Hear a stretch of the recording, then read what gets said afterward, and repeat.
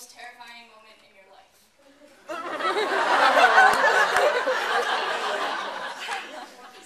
That's a really good question. I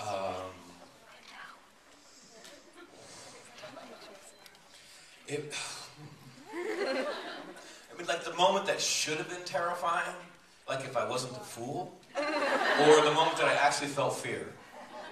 I was thinking the moment you actually felt fear, but I'm curious. Because that's my problem, is I don't feel fear. Like when other intelligent people feel this feeling of fear, like don't put your hand on the stove, I don't feel that thing. So, like when my son was born, I gotta say, man, like I've had people come up and knife me. I've had people put a bottle in my face. I've had stuff's happened to me that are just. But my son being born, that was a moment of true terror. Seriously, that's what they say that a man's cognitive abilities transform when he sees his first child. His ability to think ahead, to plan, to moderate his own emotion, all of these cognitive abilities, they just kind of gear up when he sees it's visually his first child. I think the same is probably true for women, but they didn't test that. But it's got to be. But I experienced this thing with this voice inside my head. I'm watching my little baby son Sullivan getting wiped off with blood still on his body from the birth, and this voice comes into my head and goes, "Go to Los Angeles, whore yourself out, do anything you need to do, be Alf's sidekick, make money. This little beautiful boy did not decide to be poor. You are sleeping in the back of your theater on rags, and you're happy, but he's not." So that's why I came down to LA. But that was the moment, that was the one true terror, and that's why I'm in front of you guys now. I have long answers, I'm sorry. I have a two-parter, both about Shakespeare. What's your favorite Shakespearean play, and what's your dream role in any Shakespearean play, I guess? I have to be honest, and you guys have heard this. It's Macbeth. It's a play that was almost never done correctly. Every time you see Macbeth, it sucks. Mostly because they play Lady Macbeth as a witch or beat, right? And the thing is the whole point of the play is lost if you make that mistake. Lady Macbeth is not a castrating bitch. She's not. She's a criminal. She's like Joe Pesci. Right? And seriously, if it was Robert De Niro and Joe Pesci with Jack, I used to jack cars, right? If you got the Jimmy in the door and you're underneath the street light, and then De Niro goes, I don't know, man, I don't feel so good about this. I'm having my second thoughts. You know what Pesci would say? What are you, a man or a mouse?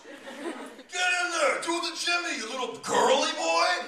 And that's all she does. She just calls him girly boy, just like Pesci would do. Because they're about to commit a murder, right then. And he goes, I don't think so.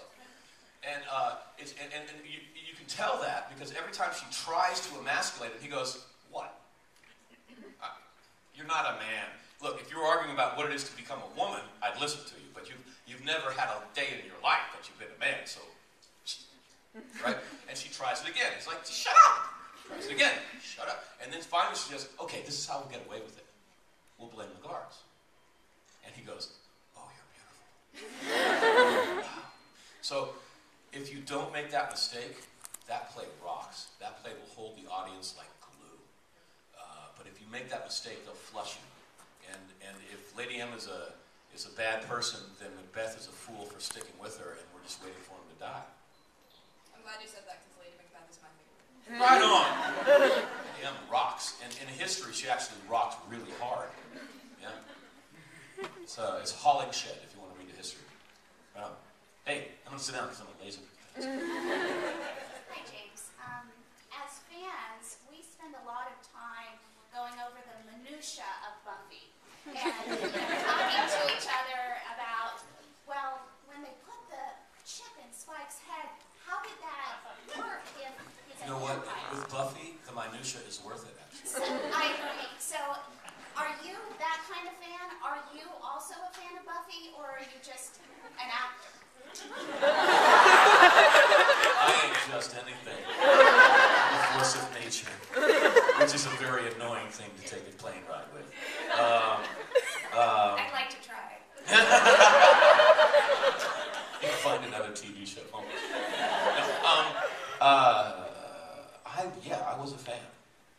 say in line all the time, this is one of my favorite things. You'll probably hear me say this in line if you come for an autograph. If you give me a compliment on my acting, I'm going to turn around and tell you that the acting was good enough, but the writing was great. It was, seriously, the best writing on television since The Honeymooners.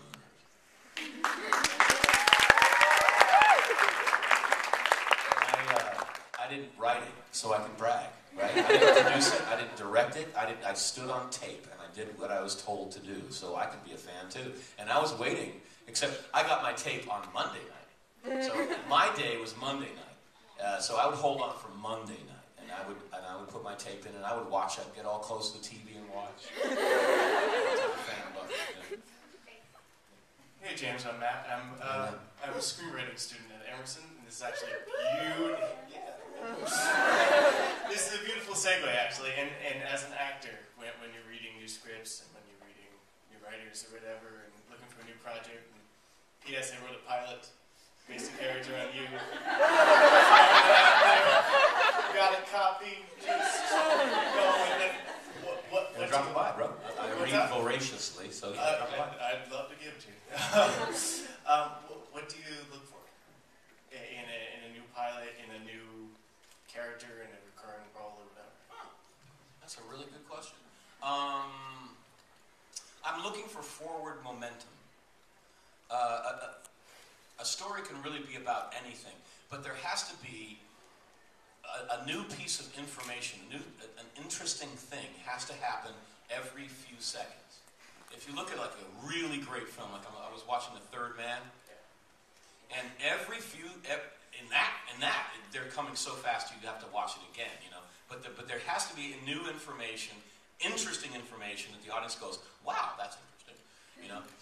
Every second and a half, 5 seconds, something like that. In Third Man. Yeah, in a script. And if you do that consistently and you don't fail in that, then you have what I call propulsion. You get this sense that there's a train going and it's going to hit an object and you're on that train and there's nothing you can do, kind of this inevitable sense. And one of my favorite scripts, Runaway Train. Great movie with John Voight and Eric Roberts. Yeah, fabulous film. But it has that sense of propulsion, not only because they're on a runaway, literally on a runaway train that's going to smack into an object, but because the screenwriter realizes that that's his metaphor and that's a good story, right? Yeah, so not only do you have all the wonderful visuals, every few seconds those two characters find out something new about each other, and it propulses, you know, it goes forward. So it's not really a question of whether it's a period piece or whether my character's cool or not cool or whatever. It's just, is this thing chugging? Can I feel, is it carrying me along? Is it a page turner? Basically. Thank you very much. You're welcome. God, I talk a lot.